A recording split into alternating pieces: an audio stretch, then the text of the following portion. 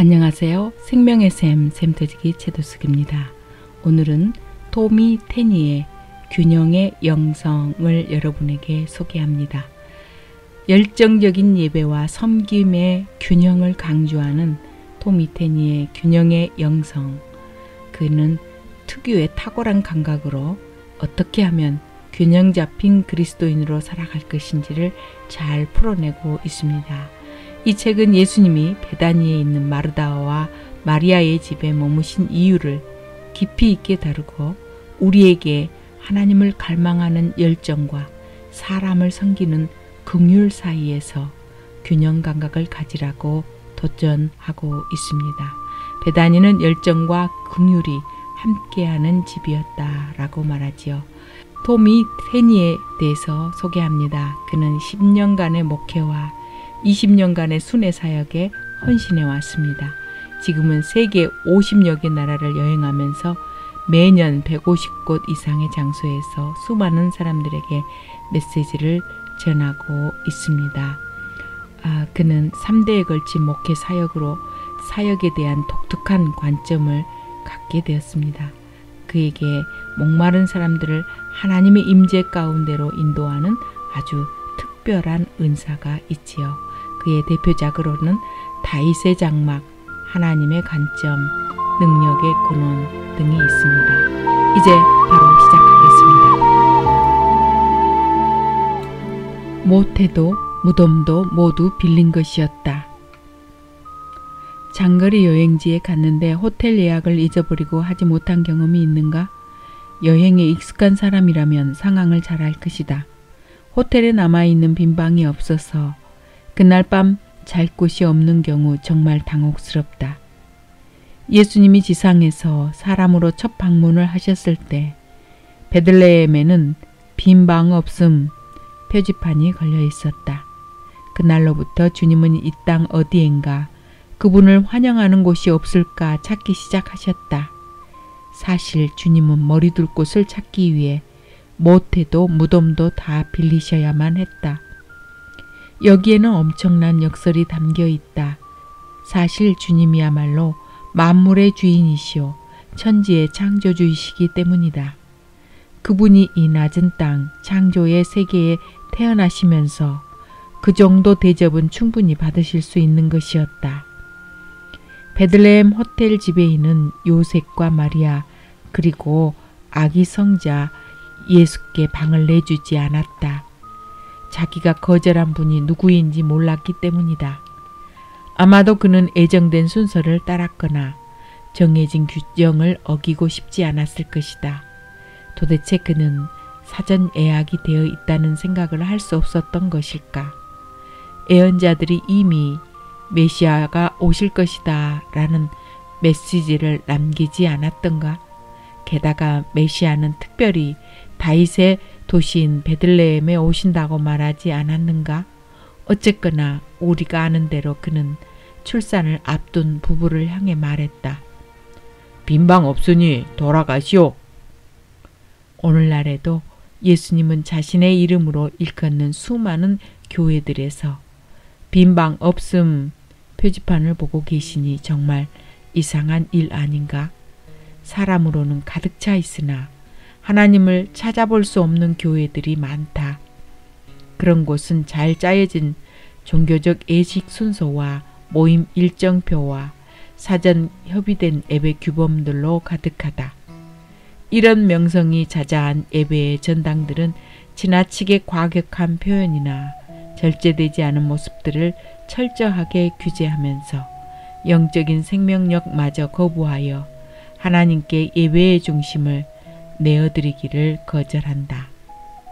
이처럼 많은 교회가 빈방 없음 표지판을 내걸고 형식적인 예배 놀이를 하고 있을 때 하나님의 임재는 또 다른 거주의 자리를 찾아 이동하신다. 사람들로 가득한 인위적인 호텔보다는 영적인 마구간이 훨씬 낫기 때문이다. 이 땅에서 주님이 방랑하신다는 사실은 안타깝게도 성경에서 일반적인 일이다. 사역 초기에 예수님이 제자가 되려는 사람에게 경고하신 적이 있다. 여우도 굴이 있고 공중의 새도 거처가 있으되 인자는 머리 둘 곳이 없도다. 슬픈 현실이지만 실제로 아직 주님의 방문을 가로막고 있는 최대 난관은 바로 이것이다. 누구나 잘 알듯이 그날 밤 그 작은 마을의 동물 우리에 있는 초라한 구유 하나가 주님을 맞이했다. 그리고서 역사는 그분의 이야기가 되었다. 신이 인간을 찾아 초라한 베들레헴 구유에 임하신 그날로 역사가 바뀐 것이다. 우리가 사람을 섬길 때에도 누구를 대접하는 것인지 모를 일이다. 부지 중에 천사들을 대접할 수도 있기 때문이다. 하나님은 우리가 전혀 예상하지 않은 순간에도 나타나시는 분이다.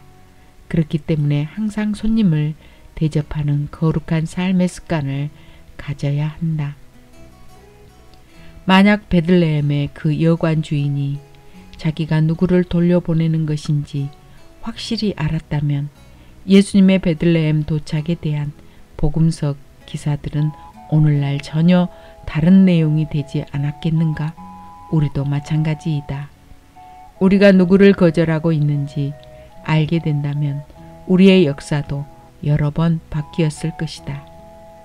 부인할 수 없는 사실이 한 가지 있다. 아기 예수를 환영하는 데 실패했던 인간의 실수가 성인이 된 메시아를 환대하는 데에도 여전히 실패하고 있다는 것이다. 이것은 성경의 이야기들 뿐 아니라 교회 내에서 행해지는 오늘날의 예배 의식을 볼 때도 인정할 수밖에 없는 사실이다. 우리는 그분의 수태를 불신했고 그분의 탄생을 무시했으며 성인이 된 그분을 십자가에 못 박았다. 이것이 오늘날도 반복되이 흐르는 역사의 후렴구이다. 분명히 마리아와 요셉은 넉넉한 사랑과 돌봄으로 예수의 어린 시절을 행복하게 만들어 주었다. 하지만 예수의 신성과 거룩한 사명 때문에 곤란했던 때가 한두 번이 아니었다. 잘 알듯이 예수는 12살 때 6월절 기간에 예루살렘 성전에 갔다가 그곳에서 율법학자들과 오랜 시간 동안 깊이 있는 대화를 나누었다. 또한 내 아버지 일에 대한 예수의 확고한 헌신 때문에 긴장감이 조성되기도 했다. 왜냐하면 예수는 마리아와 요셉이 갖고 있던 인간적인 생각들의 이의를 제기했기 때문이다. 그의 부모가 보고 놀라며 그의 어머니는 이르되 아이야 어찌하여 우리에게 이렇게 하였느냐? 보라 내 아버지와 내가 근심하여 너를 찾았노라. 예수께서 이르시되 어찌하여 나를 찾으셨나이까? 내가 내 아버지 집에 있어야 될 줄을 알지 못하셨나이까? 하시니 그 부모가 그가 하신 말씀을 깨닫지 못하더라. 그나마 예수님의 독특함이 예배당에서는 오히려 친숙할 수 있는 것이었지만 주님은 사람들의 집으로 가셨다. 예수께서 함께 내려가사 나사렛에 이르러 순종하여 받드시더라. 일단 예수님이 청년기까지 머물던 집을 떠나 사역을 시작하신 이후에는 편안한 장소를 찾기가 더더욱 어려워졌다. 여우도 굴이 있고 새도 보금자리가 있는데 왜 예수님은 피곤한 머리를 두실 곳을 찾기가 어려웠던가? 나는 사역을 하면서 길에서 상당히 많은 시간을 보내기 때문에 가족들을 데리고 다니는 경우가 많다. 호텔 방을 예약할 때는 연결된 방을 구하기 위해 매우 애를 쓴다. 그래야만 딸들이 자기들 방을 쓰는 동시에 나와 아내도 따로 방을 쓸 수 있기 때문이다. 그러면 여행 중에도 집에서와 같은 분위기를 낼 수 있다.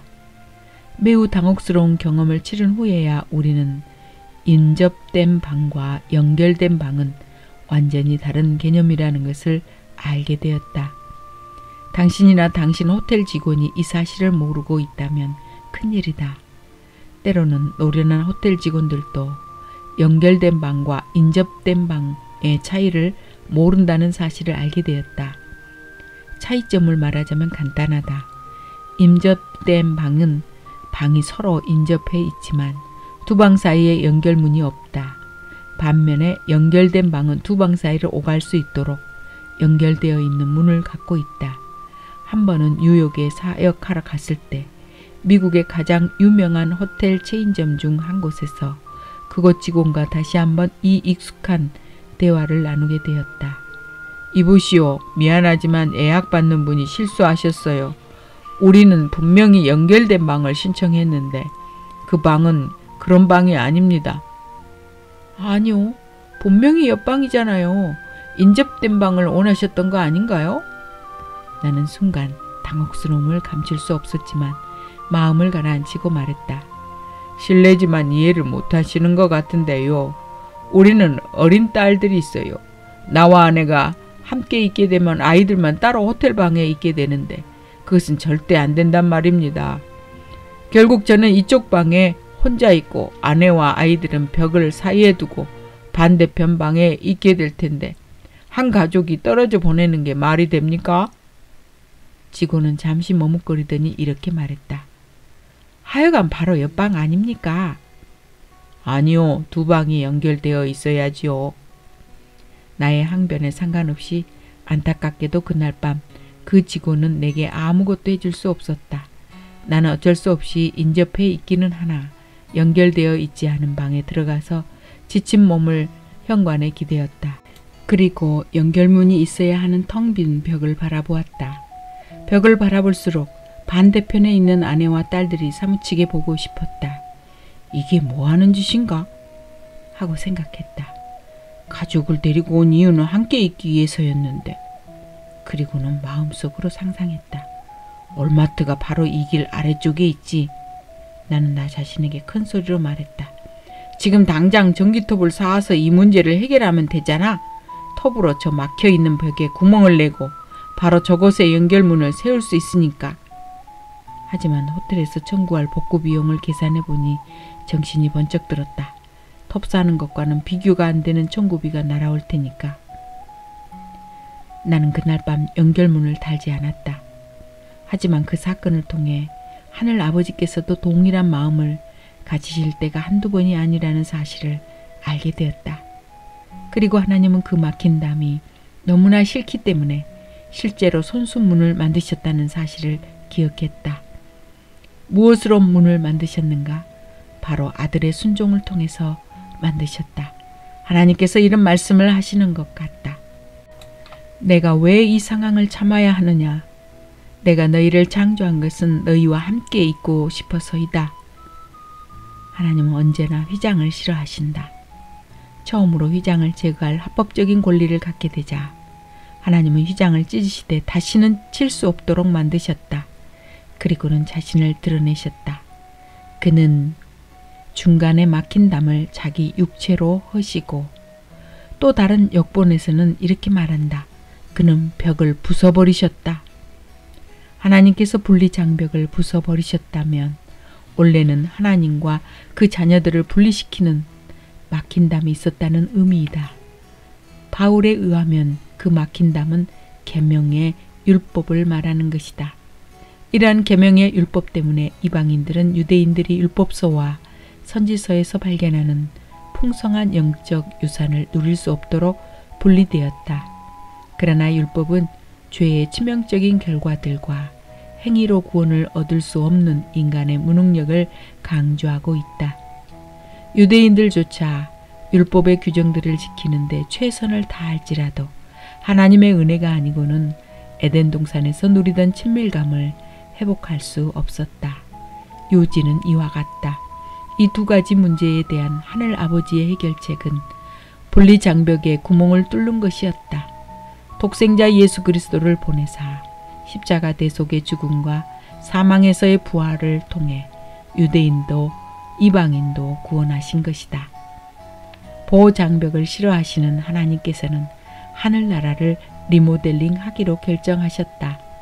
하나님은 인류를 너무나 사랑하시기 때문에 아들을 통해 모든 사람들이 들어올 수 있는 새롭고 산 통행문을 만드신 것이다. 예수님은 제자들에게 이와 같이 말씀하셨다. 그러므로 예수께서 다시 이르시되 내가 진실로 진실로 너희에게 말하노니 나는 양의 문이라. 누구든지 나로 말미암아 들어가면 구원을 받고 또는 들어가며 나오며 꼴을 얻으리라. 하나님께서 통행문을 만드시느라 얼마나 큰 비용을 치르셨는지 아는가? 때로 우리는 예배 중에 하나님의 임재를 느끼고는 자랑스럽게 말한다. 하나님, 우리가 이곳에 서느라 얼마나 큰 대가를 치른지 아십니까? 하지만 우리의 경력도 시간도 돈도 기쁨도 단지 선물에 불과하다. 주님이 우리를 예배 가운데 찾아오시기 위해 치르신 대가를 생각해보라. 요한복음 3장 16절 말씀을 다시 한번 기억해보면 그 대가가 무엇인지 알게 될 것이다. 하나님이 세상을 이처럼 사랑하사 독생자를 주셨으니 이는 그를 믿는 자마다 멸망하지 않고 영생을 얻게 하려 하심이라. 하나님은 우리와의 막힌 담을 허물어 버리실 때 전기톱을 사러 장비 전문점이나 할인점을 가지 않으셨다. 하나님은 당신 아들의 육체의 장막을 찢어서 비로소 합법적으로 장벽을 부숴버리셨다. 그 대가를 치르고 하늘과 땅의 연결문을 만들어내셨다. 우리의 구원을 위해 하나님께서 치르신 대가를 생각해 본다면 그분이 그분의 자녀들과 자신을 분리시키는 것들을 얼마나 싫어하시는지 짐작할 수 있다. 그러나 예수께서 죄의 분리 장벽을 허무시고 천상의 하나님 보좌 우편으로 가시자마자 우리는 또다시 종교적인 장벽들을 세우기 시작했다. 바울은 베드로와 바나바가 이방인 크리스천들을 부정하다 하여 멀리하며 인종과 종교의 옛 분리 정책을 다시 세우는 것에 대해 공개적으로 책망했다. 사도들이 순교자의 반열에 들어서고 세월이 흐르면서 교회는 예수께서 십자가를 통해 허락하신 자유를 포기하고 인간적인 종교 의식으로 돌아가 사람이 세운 중보자들의 조직에 얽매이기 시작했다. 그러나 하나님은 교회를 새롭게 하시고자 여러 차례 개입하셨다. 인간 스스로 세운 장벽들을 허무시고 우리의 무관심과 변절로 인해 잃어버린 것들을 회복하기 원하셨다. 하나님께서 교회를 재창조하시는 일에는 끝이 없는 것 같다. 하나님은 개혁을 위해 마르틴 루터를 비롯한 위대한 개혁자들을 사용하셨다. 또한 윌리엄 틴데이를 통해 성경을 평민들에게 돌려주셨다. 또한 모라비안을 통해서는 기도의 불을, 웨슬리 형제들을 통해서는 부흥의 불을 붙이셨다. 더 나아가 수백 수천 번의 영적 갱신과 부흥과 각성운동을 일으킨 수많은 사람들을 통해 개혁을 일으키셨다. 이 모든 것을 통해 하나님은 우리를 만지셨다. 하나님의 임재를 향한 열정에서 떠나 상대적으로 쉽고 뜨뜻미지근한 종교적인 삶으로 전락해버리는 우리의 내면을 만지셨다. 주님은 이 시대에 질비하게 깔려있는 미지근한 교회들에 적응하느라 힘드실 것이다. 그분을 위한 자리도 없고 부흥도 없다. 지금까지 우리는 사람들에게 편안한 교회를 만드는 법에 익숙해져 왔다. 그렇다면 모든 것을 하나님이 사용하시기에 편안하게 만드는 교회는 어디에 있는가? 예수님이 인자는 머리둘 곳이 없다고 말씀하신 이유는 그분의 독특한 두 가지 품성 때문이다. 이것은 나는 친구가 없다고 말씀하신 것도 아니고 호텔방을 구할 만한 돈이 없다고 말씀하신 것도 아니다. 오히려 이 말씀은 이런 의미이다. 내가 편안하게 머물 수 있는 장소를 찾기가 어렵구나. 만약 예수 그리스도께서 하나님이시기만 했다면 예배의 전당으로 충분했을 것이다. 만약 예수께서 그저 사람이셨다면 인류 호텔이면 충분했을 것이다. 그러나 문제는 그분이 하나님이자 사람이었다는 사실이다. 그러므로 그분께는 그 신성을 위한 예배의 처소이면서 그 인성을 위한 환대의 자리가 될 안식처가 필요하셨던 것이다. 주님은 하나님으로서 편안하게 머물 안식처가 필요하셨을 뿐 아니라 인간적인 필요들을 돌봐줄 자리도 필요하셨던 것이다. 그 사이에 어떤 분리 장벽도 없었던 것이다. 그러므로 주님을 온전히 하나님으로만 모시거나 사람으로만 섬기는 것과 주님을 하나님이자 사람으로 섬기는 것은 전혀 다른 것이다. 하나님을 섬기려면 무엇을 해야 하는지 우리는 잘 알고 있다. 찬양과 경배 가운데 손을 들고 나아가는 사람도 있겠고 회개와 사랑의 고백으로 주 앞에 무릎을 꿇는 사람도 있을 것이다. 우리는 하나님을 예배함으로 그분을 기쁘시게 할 수 있다는 사실을 성경을 통해서 잘 알고 있다.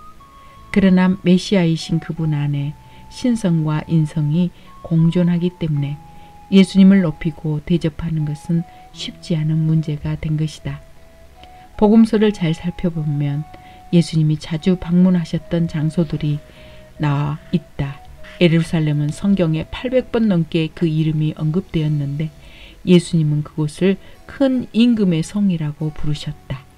또한 가버나움도 예수님이 많은 기적을 행하셨고 어느 한 집에 자주 머무셨던 도시라는 것을 알 수 있다.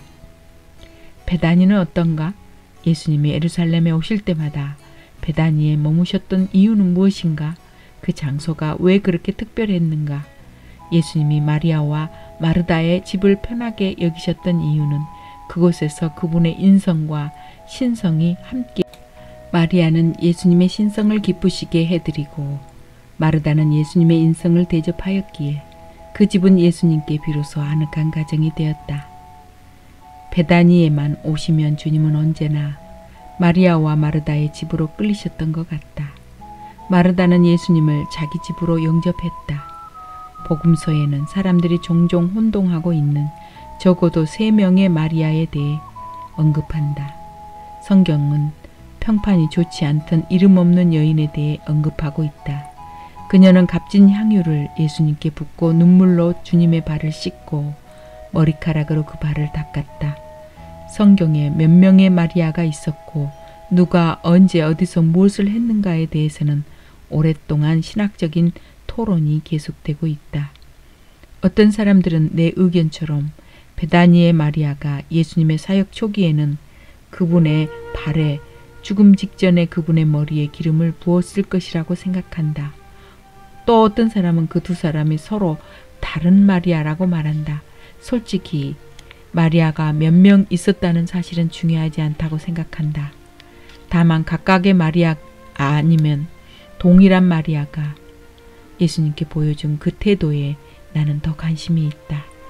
예수님의 발 앞에 앉아있던 마리아가 다른 복음서에서 옥합을 깨뜨려 주님의 머리에 부은 여인과 동일한지 아닌지는 중요하지 않다. 우리는 이 여인들이 신성을 가지신 주님께 드린 순전한 헌신의 마음에 초점을 맞추어야 한다. 예수님이 마르다와 마리아의 집에 머무셨다는 것이 중요하다. 예수님은 그 집에 대해 늘 환영받고 편안하다는 느낌을 가지셨다. 그 집에는 뭔가 특별한 것이 있었다. 그분은 이렇게 말씀하시지 않았을까? 내가 여기서는 머리 둘 곳이 있단다. 여기 오면 나의 신성과 인성이 다 편안하구나. 이곳에서 환영받고 존경받으니 귀한 섬김을 받는구나. 대접에는 예술의 경지가 있다. 내가 자주 가는 이탈리아 레스토랑 주인은 대접이 무엇인지를 잘 이해하고 있는 것 같다. 음식점 정문으로 걸어가면 정중하게 문을 열어주는 직원이 손님을 맞이한다. 만약 당신이 정신이 멀쩡한 사업가라면 손을 내저으며 말할 것이다. 아니, 문 앞에 서 있는 사람을 테이블 정리나 음식 서빙에 활용하는 게 훨씬 낫지. 감사하게도 이 음식점에는 훨씬 사고가 유연한 사람이 있는 것 같다. 섬김의 기술 덕분에 얻어지는 잠재적인 영향력이 무엇인지 아는 사람 말이다. 누군가가 1.6km를 더 걸어서 음식점을 찾아간다면 그곳에는 고객을 편안하게 만들기 위해 환대하는 분위기를 창출하는 가치와 기쁨이 있는 것이다. 예수님이 마리아와 마르다의 집에서 특별히 편안하게 느끼셨던 어떤 환경적인 요인은 주님의 이중적인 품성에 근거한다. 주님은 온전히 하나님이시고 온전히 사람이셨기 때문이다. 그 말은 주님께서 두 영역에서 환대를 받으셔야 했다는 뜻이다. 예수님의 이중적인 품성은 복음서 곳곳에서 발견된다. 분명한 증거들 중 하나가 작은 고기잡이 배와 거대한 바다, 거친 풍랑 속에서 발견된다. 바다에 큰 놀이 일어나 배가 물결에 덮이게 되었을 때 예수께서는 주무시는지라. 그 제자들이 나와 깨우며 이르되 주여 구원하소서 우리가 죽겠나이다. 예수께서 이르시되 어찌하여 무서워하느냐 믿음이 작은 자들아 하시고 곧 일어나사 바람과 바다를 꾸짖으시니 아주 잔잔하게 되거늘. 이 말씀을 읽을 때 내 고향 루이지애나의 어부들이라면 자동적으로 폰차트레인 호수를 떠올릴 것이다. 북미의 지리에 익숙하지 않은 해외의 독자들을 위해 설명을 드리자면 루이지애나는 미국 남부 멕시코만을 끼고 위치해 있다. 이곳은 문화적으로 프랑스의 영향을 많이 받았으며 민물 낚시와 바다 낚시를 다양하게 즐길 수 있는 곳으로 알려져 있다. 그 호수는 뉴올리언스 북쪽에 위치한 거대한 호수이다. 위스콘신이나 미시간, 일리노이, 오하이오에 있는 다른 지역의 어부들이나 해양 스포츠맨들도 금방 그림이 그려질 것이다. 거대한 한겨울 폭풍이 갑자기 내리쳐서 슈피리어 호수나 미시간 호수에 떨어졌을 때 작은 배에 갇혀 있다면 그 상황이 어떤 악몽이 될지 말이다. 직업적인 어부들도 폭풍 속에서 작은 배에 있다는 것이 얼마나 무서운 일인지 인정하지 않을 수 없다. 베드로, 야고보, 요한은 그다지 크지 않은 배를 타고 갈릴리 바다에서 고기를 잡곤 했다. 그러나 그 배는 예수님과 12제자를 태울 정도의 크기였다. 제자들 중 어림잡아 7명은 직업적인 어부들이었다. 평생을 갈릴리 호수에서 어부 생활에 잔뼈가 굵은 사람들이었다. 폭풍이 강타해서 베테랑 어부들도 이제는 빠져 죽겠구나 하고 생각하는 시점에 예수님은 배 밑바닥에 누워 주무시고 계셨다. 폭풍이 얼마나 심했던지 늘 대담하고 확신에 차있던 베드로도 소리쳤다. 얘들아! 이러다 모두 죽겠어! 그런데 어떻게 예수님은 그런 위기 가운데 편안히 주무실 수 있었는가? 이 장면은 주님의 신성을 발견한다고 주장하는 사람들도 있다. 예수님은 하나님이시다. 그렇기 때문에 주님은 어떤 상황에서도 주무실 수 있었다. 그러나 반대로 나는 이것이 주님의 인성에 대한 증거라고 본다. 왜냐하면 예수님의 육체가 완전히 지쳤다는 것을 여실히 보여주는 사건이기 때문이다. 어떤 주말에 나는 서로 다른 장소의 교회나 집회에서 토요일에 3번, 주일에 3번 메시지를 전한다. 그럴 때면 주일 밤 마지막 예배가 끝날 즈음에는 누군가 구석에서 어깨만 대준다면 아기처럼 새근새근 잘 것만 같은 그런 느낌이 든다. 예수님은 너무나 지치셔서 깊은 잠에 빠지셨다. 두려워 떠는 한때의 어부들이 어깨를 치며 지금 일어나지 않으시면 물에 빠져도 모르실 것입니다. 이렇게 외칠 정도라면 얼마나 주님이 깊은 잠에 드셨던가. 베드로와 다른 제자들이 녹초가 된 예수님의 인성을 깨웠을 때 그분의 신성이 일어나사 바람과 바다를 꾸짖으셨다. 이것이야말로 예수 그리스도의 이중적인 품성에 대한 완벽한 모습이다. 한편 또 다른 곳에서 예수님이 인성은 음식을 원하셨다. 그래서 예수님은 무화과 나무의 푸른 잎사귀들 가운데 열매가 있는지 보셨다. 분명히 잎이 푸르고 무성하여 열매가 가득할 것 같던 무화과 나무에서 주님이 인성이 열매를 발견하실 수 없자 이내 주님의 신성은 그 나무를 꾸짖으셨고 그 뿌리까지 마르게 하셨다. 멀리서 잎사귀 있는 한 무화과 나무를 보시고 혹 그 나무에 무엇이 있을까 하여 가셨더니 가서 보신즉 잎사귀 외에 아무것도 없더라. 이는 무화과의 때가 아님이라. 예수께서 나무에게 말씀하여 이르시되 이제부터 영원토록 사람이 내게서 열매를 따먹지 못하리라 하시니 제자들이 이를 듣더라. 그들이 아침에 지나갈 때에 무화과 나무가 뿌리채 마른 것을 보고 베드로가 생각이 나서 여짜오되 라삐오 오소서 저주하신 무화과 나무가 말랐나이다. 마가복음에서는 주님의 배가 고프셨지만 보통 무화과 나무의 열매가 열리는 시기가 아니었음을 시사한다. 하지만 문제는 무화과 나무가 일찍 열매를 맺을 만큼 풍성하다는 신호를 보였다는 것이다. 그러자마자 예수님은 제자들에게 열매 없음에 대한 교훈을 주기 원하셨다. 나는 사람이기 때문에 음식의 유무가 내게는 중요한 문제이다. 특별히 사역 스케줄이 많을 때는 더욱 그렇다. 어떤 때는 이제 겨우 식사할 만한 짬이 났는데 그 늦은 시간에 제대로 된 음식을 찾기 어려울 때가 있다. 마침내 우리는 주관하는 팀에게 이런 문제를 해결하기 위해 풀 서비스를 제공하는 호텔에 머물게 해달라고 요청하기 시작했다. 그리고 나서 발견하게 된 사실이 있다. 그것은 풀 서비스를 해주는 호텔의 개념이 사람마다 다르다는 것이다. 대부분의 경우 우리를 머물게 해주는 장소들은 상당히 좋은 호텔들이다. 모두가 깨끗한 객실과 서양식 아침 식사를 제공하는 것들이다. 독특한 일정만 아니라면 당연히 그 정도면 된다. 하지만 문제는 아침부터 밤까지 모임 장소를 이동하느라 하루 종일 아무것도 먹지 못했을 경우이다. 나는 도착하자마자 보통 샤워를 하고 곧장 모임 장소로 간다. 그리고 저녁 집회를 인도하고 밤늦게까지 영적으로 굶주린 사람들을 위해 기도하고 격려한다. 마침내 밤 11시 30분에 기진맥진해서 호텔 방에 들어왔을 때 12시간 이상 아무것도 먹지 못했음을 깨닫는다. 그럴 때 호텔에서 룸 서비스를 안 해주거나 요리사가 퇴근해서 룸 서비스가 11시에 끝나버렸다면 나는 갑자기 난감해진다. 풀 서비스를 하지 않는 호텔들은 대개의 경우 구내에 레스토랑이 없다.